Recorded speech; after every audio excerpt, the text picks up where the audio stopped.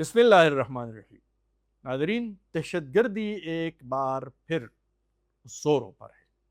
खैबर पख्तूनख्वा के आम शहरी निशाने पर है और सबसे बढ़कर हमारे पुलिस जवान और पुलिस फोर्स वो निशाना है। हमने देखा कि इस वक्त खैबर पख्तूनख्वा के मुख्तलिफ इलाक़ों में जब दहशतगर्दों ने हमले किए, दहशतगर्दों ने धमाके किए, ख़ुदकुश हमले किए या टारगेट किलिंग की है, तो निशाना हमारे पुलिस के जवान भी हैं। हंगू में जो कुछ हुआ वहां पर भी पुलिस निशाने पर थी। बनू या लकी मरवत में जो कुछ हो रहा है वहां भी पुलिस निशाने पर है। पुलिस चौकियां, पुलिस स्टेशन, उन पर हमले हो रहे हैं। स्वात में जो कुछ हुआ वहां भी पुलिस स्टेशन के गेट पर धमाका किया गया, खुदकुश हमला किया गया। अगरचे करीब ही एक अमन पासून के नाम पर अमन के क़याम के लिए एक मुज़ाहरा भी जारी था और इसी वजह से आम लोग भी निशाना बने और स्वात जो काफ़ी दिनों से दहशतगर्दों की सरगर्मियों का मरकज़ है, वहाँ पर आम लोग वो निशाना है। एक खौफ भी है। हमने दीर में भी देखा कि वहाँ भी पुलिस निशाना बने। वजूहात क्या है कि हमारे पुलिस जवान ही निशाना बनते जा रहे हैं, लेकिन साथ साथ एक तशवीश ये भी है कि क्या दहशतगर्दी एक बार फिर उसी अंदाज में सर उठा रही है जिस अंदाज में 2007-8 या उसके बाद सूरत हाल थी। वजह क्या है? और हम अगर 2006 के बाद दहशतगर्दी की शदीद तरीन लहर का सामना कर रहे थे, फिर कुछ अरसे के लिए उसमें कमी आई और अब एक बार फिर इसमें शिद्दत आ रही है। वजह क्या है? हम क्यों निशाने पर हैं? आम लोग निशाना है, पुलिस निशाने हैं, हमारे फोर्सेस के जवान निशाना है। उन पर हमले भी हो रहे हैं, टारगेट किलिंग भी हो रहे हैं और इसी तरह बारूदी सुरंगों के ज़रिए उनके काफ़िलों को निशाना बनाया जा रहा है। क्वाड काप्टर्स अब एक नए अंदाज में ये हमले का एक नया अंदाज है। और फिर एक और तशवीशनाक अमर हमने बाजोड़ में भी देखा और मुख्तलिफ इलाकों में कि वहाँ पर बाजोड़ में स्कूल की इमारत को तबाह किया गया। तो तशवीश इसी बात की है कि ये तो फिर वही सूरत हाल बनती जा रही है, वही हालात हैं और इन हालात में फिर हमारी नज़रें जब उठती है तो ज़ाहिर है कि फ़ोर्सेस की जानिब और फिर हमारी हुकूमत की जानिब। और हम बार बार जब इसी प्लेटफार्म से आपसे मुखातिब होते हैं तो हम यही गुजारिश करते हैं कि हुकूमत से हमारी मुराद वफाकी हुकूमत की है और सूबाई हुकूमत की है। क्या वो अपनी ज़िम्मेदारियाँ पूरी कर रहे हैं? क्या वो संजीदा है इस तमाम तर सूरत हाल के हवाले से और क्या उन्होंने इस हवाले से कुछ इक़दामात का सोचा है या किसी मुशावरत के हवाले से या मुशावरत के बारे में उन्होंने सोचा है? हमारे वज़ीर आला साहब ने ये फ़रमाया कि हंगू में हुआ और स्वात में हुआ और उन्होंने कहा कि बुनेर में भी होने जा रहा है। अब क्या उनके पास इंटेलिजेंस रिपोर्ट्स आई हैं? और अगर उनके पास रिपोर्ट्स हैं, अगर बुनेर के हवाले से वज़ीर आला साहब के पास रिपोर्ट्स आई हैं, तो इसका मतलब ये है कि स्वात में जो कुछ हो रहा था या हंगू में जो कुछ हो रहा था, इस हवाले से भी इंटेलिजेंस ने उनको ज़रूर रिपोर्ट दी होगी। अब हंगू और स्वात में तो हो गया और बुनेर के हवाले से उन्होंने खुद खदशे का और ख़तरे का इजहार कर दिया है, तो क्या वो इस हवाले से कुछ इक़दामात का भी सोच रहे हैं? वो जो प्रॉपर फ़ॉर्म्स हैं, बिलख़ुसूस एपेक्स कमेटी का, क्या वो इजलास बुला रहे हैं? क्या वो वफाकी हुकूमत के साथ ये इशू उठा रहे हैं और इस हवाले से अपनी ज़िम्मेदारी पूरी कर रहे हैं? अभी तक जब हम ये गुफ्तगू कर रहे हैं, हमें इस किस्म की कोई सरगर्मी नज़र नहीं आ रही और यही हमारी तशवीश है कि एक जानिब सूबाई हुकूमत का, वज़ीर आला साहब का ये रवैया है, दूसरी जानिब یہ جو اتنی بڑی تباہی ہوئی ہے، ہمارے وزیر اعظم صاحب نے اس حوالے سے کچھ نہیں بولا، وہ کچھ نہیں کہہ سکے ابھی تک۔ ہمارے جو وفاقی وزراء ہے، امیر مقام صاحب کا تعلق خود سوات سے ہے اور ان کی سیاسی مجبوری بھی ہے کہ وہ وہاں پر جائے اور وہاں تعزیت بھی کرے اور ہمدردی کا اظہار بھی کرے، لیکن کیا یہ صرف انجینئر امیر مقام کی ذمہ داری ہے؟ کیا وفاقی حکومت کی کوئی ذمہ داری نہیں ہے؟ ہمارے وہ ذمہ دار لوگ، ہمارے وہ پارلیمنٹیرین جو قومی اسمبلی میں بیٹھے ہیں، جو سینٹ میں بیٹھے ہیں، جو وفاقی کابینہ کا حصہ ہے، اور بے شک اگر ان کا تعلق پنجاب سے ہے یا سندھ سے ہے، کیا انہوں نے اس حوالے سے کسی تشویش کا اظہار کیا ہے؟ کیا انہوں نے اس حوالے سے صوبائی حکومت کے ساتھ کوئی رابطہ کیا ہے کہ اس صوبے کے اندر کیا چل رہا ہے؟ جو آگ لگی ہوئی ہے، اس آگ کو بجھانا ہے، خیبر پختونخوا کے عوام کو محفوظ بنانا ہے اور خیبر پختونخوا کے عوام کو تحفظ دینا ہے۔ ابھی تک ہمیں کوئی اس قسم کی سرگرمی نظر نہیں آئی، کوئی اس قسم کا جذبہ ہم نے نہیں دیکھا۔ تو یہ صورتحال ہے خیبر پختونخوا کے حوالے سے، اور لوگوں میں ایک تشویش ہے اور ایک خوف ہے جو کم ہونے کی بجائے بڑھتا جا رہا ہے۔ اور جس طرح کہ ہم نے عرض کیا کہ سوات، تیر، باجوڑ، بنو، لکی مروت، ڈیرہ اسماعیل خان، ٹانک، اور اسی طرح ہمارے قبائلی اضلاع کرم، وزیرستان، اور اسی طرح ہمارے ہنگو کے علاقے، اور بالخصوص پشاور جو صوبائی دارالحکومت ہے، یہاں پر بھی پولیس نشانہ ہے۔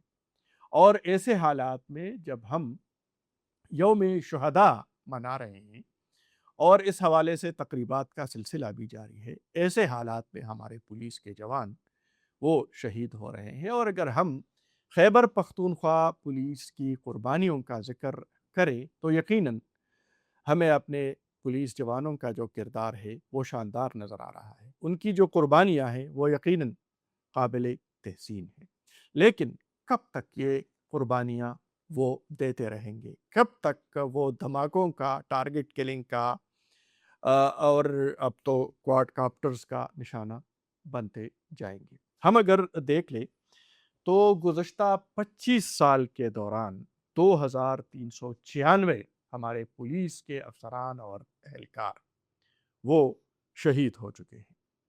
اور اگر ہم پھر موازنہ کریں اس سے قبل، یعنی 1970 سے لے کر 1999 تک ہمارے پولیس کے جوان مختلف واقعات میں صرف 236 شہید ہوئے ہیں یا جاں بحق ہوئے ہیں، لیکن پھر 2002 کے بعد اور پھر بالخصوص 2007 کی شدید ترین دہشت گردی کے لہر کے بعد اس میں اضافہ ہوتا چلا گیا۔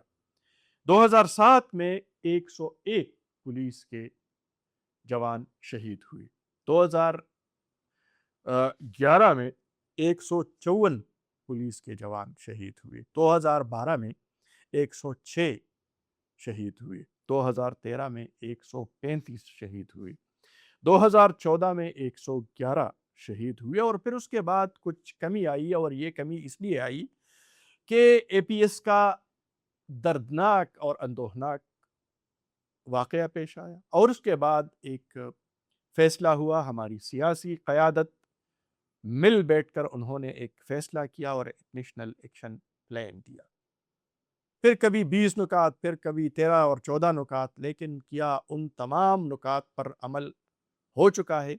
ہمیں نظر آ رہا ہے کہ ان تمام نکات پر عمل نہیں ہوا جن پر اتفاق ہوا تھا۔ تمام سیاسی، دینی، مذہبی جماعتوں کا اور عسکری قیادت اور سیاسی قیادت سب سر جوڑ کر بیٹھ گئے تھے، اور انہوں نے ایک فیصلہ کیا تھا اور ایک لائن آف ایکشن دیا تھا نیشنل ایکشن پلان کی صورت میں، لیکن اس پر عمل درآمد نہیں ہوا، اور آج تک ہم رونا رو رہے ہیں۔ پھر ناظرین اگر ہم دیکھ لیں تو 2022 کے بعد یہ دہشت گردی کی لہر ایک بار پھر شروع ہوئی ہے، اور 2022 میں ہمارے پولیس کے 93 جوان شہید ہوئے، 2023 میں 197 شہید ہوئے، 2024 میں 169 شہید ہوئے، اور 2025 میں 235 شہید ہوئی۔ اگر ہم دیکھ لیں تو 2022 کے بعد جو لہر ہے، بلکہ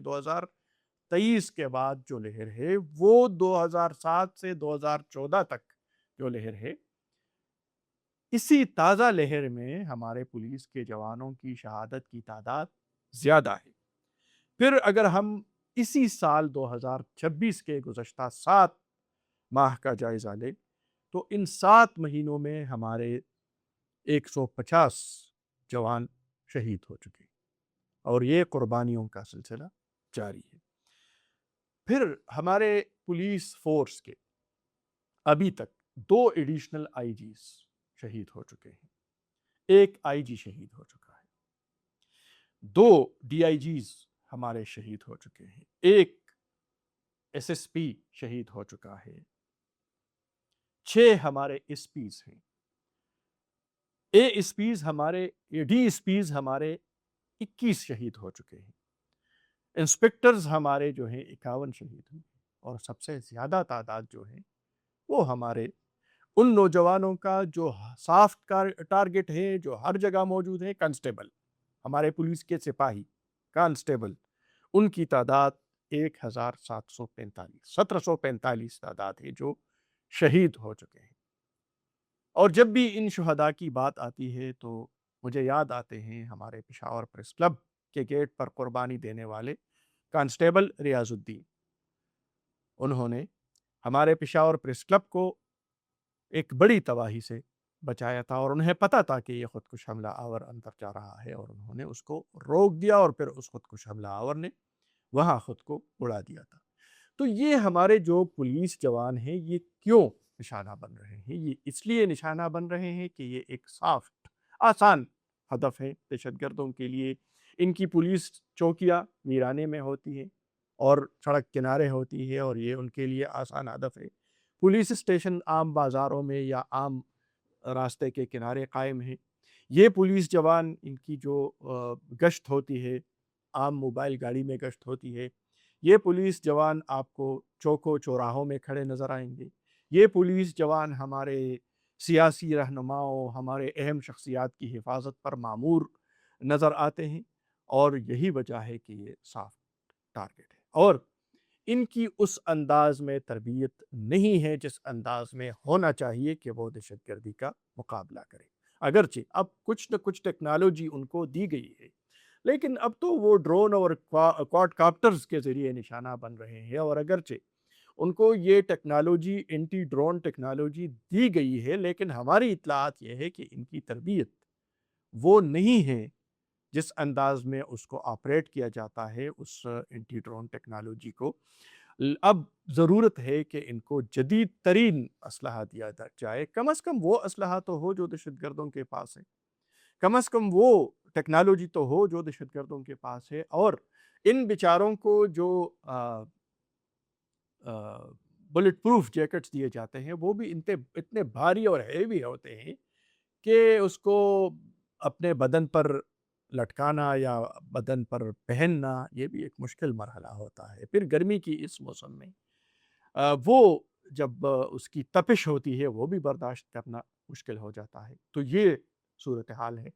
بہرحال وفاقی اور صوبائی حکومتوں دونوں سے ہم ان دونوں کی توجہ مبذول کرانا چاہتے ہیں، اور ہماری خواہش ہے کہ وہ اس جانب توجہ دیں، دہشت گردی کی اس شدید ترین لہر میں وہ ایک بار پھر اپنی حکمت عملی بنائیں، وہ اقدامات اٹھائیں جس سے لوگوں کو تحفظ کا احساس ہو، لوگوں کو سیکیورٹی اور حفاظت وہ یقینی ہو، اور ہمارے جو پولیس جوان ہیں یا جو ہمارے فورسز کے جوان ہیں ان کی تربیت کے ساتھ ساتھ ان کے پاس وہ تمام جدید ترین آلات اور جدید ٹیکنالوجی ہو، دستیاب ہو انہیں، اور ان کے پاس میسر ہو کہ وہ اس پہ دہشت گردوں کا مقابلہ کر سکیں۔ اجازت دیجیے، اللہ حافظ۔